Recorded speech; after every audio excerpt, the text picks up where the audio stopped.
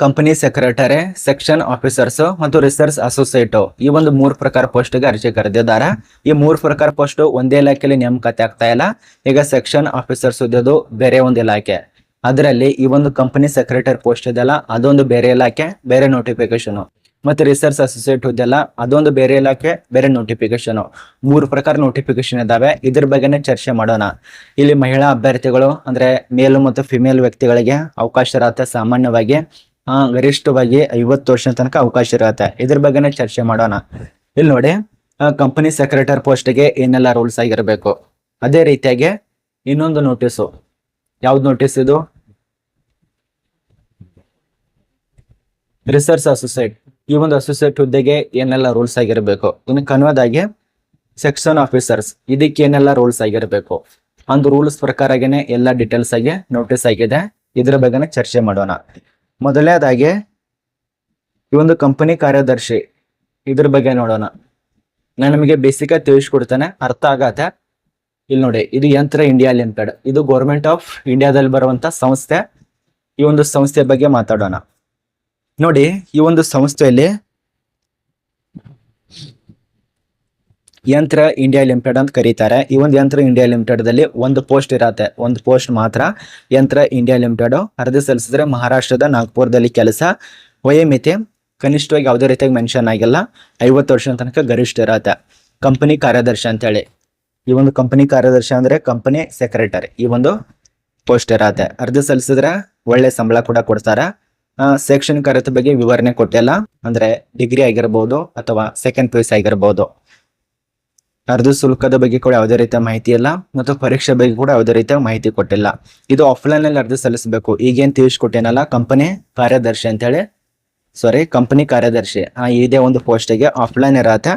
ದಿನಾಂಕ 30/5/2026 ಡೇಟ್ ನೋಡಿ, ದಿನಾಂಕ 30/5/2026 15 ಜೂನ್ 2026 ತನಕ ಅವಕಾಶ ಇರತ್ತೆ. ಯಾವ ಪೋಸ್ಟು? ಕಂಪನಿ ಕಾರ್ಯದರ್ಶಿ, ಯಂತ್ರ ಇಂಡಿಯಾ ಲಿಮಿಟೆಡ್ ದಲ್ಲಿ. ಈಗೇನ್ ತಿಳಿಸ್ಕೊಡ್ತಾನಲ್ಲ ಸೆಪರೇಟ್ ನೋಟಿಫಿಕೇಶನ್, ಆ ಒಂದು ನೋಟಿಫಿಕೇಶನ್ ವಿವರಣೆ, ಅದಕ್ಕೆ ಸಂಬಂಧಪಟ್ಟಂತ ಎಲ್ಲಾ ಮಾಹಿತಿ, ಆ ಒಂದು ನೋಟಿಫಿಕೇಶನ್ PDF ಅದೆಲ್ಲ ನಮ್ಮ ಒಂದು ಇನ್ಸ್ಟಾಗ್ರಾಮ್ದ ಫೋರ್ಸ್ಕರ್ ಚಾನಲ್ ಅಥವಾ ಟೆಲಿಗ್ರಾಮ್ ನಲ್ಲಿ ಸಿಗತ್ತೆ ನೋಡಿ, ಅಥವಾ ನಮ್ಮ ವಾಟ್ಸ್ಆಪ್ ದಲ್ಲಿ ಕೂಡ ಸಿಗತ್ತೆ. ವಾಟ್ಸ್ಆಪ್ ದಲ್ಲಿ ಗ್ರೂಪ್ ಇದೆಯಲ್ಲ ಅಲ್ಲಿ ಕೂಡ ಹೋಗಿ ತಗೋಬಹುದು. ಇದು ಮೊದಲನೇ ಒಂದು ಪೋಸ್ಟ್ ಬಗ್ಗೆ ಮಾಹಿತಿ.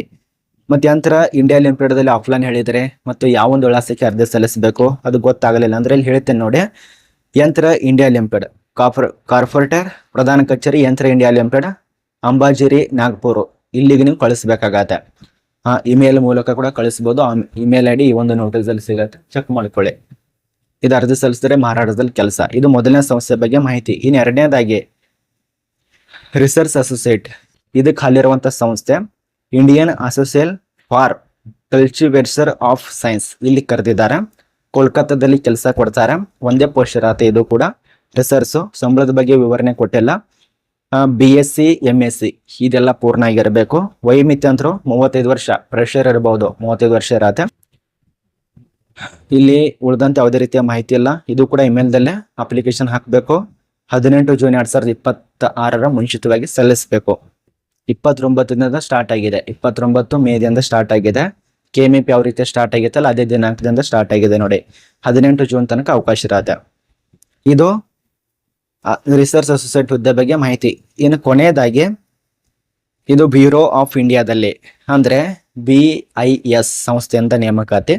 ಇಲ್ಲಿ ಸೆಕ್ಷನ್ ಆಫೀಸರ್ಸ್ ಅಂತ ಹೇಳಿ ಒಂದು ಸೆಕ್ಷನ್ ಆಫೀಸರ್ಸ್ 20 ಪೋಸ್ಟ್ ಇದಾವೆ, ಅತಿ ಹೆಚ್ಚು ಪೋಸ್ಟ್.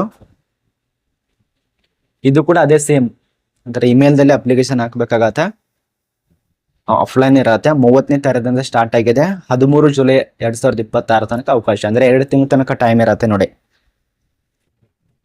ಇದಕ್ಕೆ 56 ವರ್ಷ ಗರಿಷ್ಠ ವಯಸ್ಸಿರತ್ತೆ. ಇದಕ್ಕೆ ಸಾಮಾನ್ಯವಾಗಿ ಪದವಿ, ಸ್ನಾತಕೋತ್ತರ ಪದವಿ ಮತ್ತು ಡಿಪ್ಲೊಮಾ ಆದವರು ಈ ಒಂದು ಸೆಕ್ಷನ್ ಆಫೀಸರ್ಸ್ ಹುದ್ದೆಗೆ ಅಪ್ಲಿಕೇಶನ್ ಹಾಕ್ಬಹುದು. 20 ಪೋಸ್ಟ್ ಇದಾವೆ. ಇವರೇ ಅಪ್ಲಿಕೇಶನ್ ಹಾಕ್ಬೇಕು, ಅವರೇ ಅಪ್ಲಿಕೇಶನ್ ಹಾಕ್ಬೇಕು ಅಂತ ಯಾವುದೇ ರೀತಿಯಾಗಿ ರೂಲ್ಸ್ ಮೆನ್ಷನ್ ಮಾಡಿಲ್ಲ. ಇದು ನಿಮಗೆ ಗೊತ್ತಾಗಿದೆ ಅಂತ ಅನ್ಕೋತೀವಿ ನೋಡಿ. ಈ ಒಂದು 3 ನೋಟಿಸು ನಿಮಗೆ ಒಟ್ಟಾರೆ ನಂಗೆ ವಾಟ್ಸಾಪ್ ದಲ್ಲಿ ಕೂಡ ಅಲ್ಲಿ ಹೋಗಿ ಚೆಕ್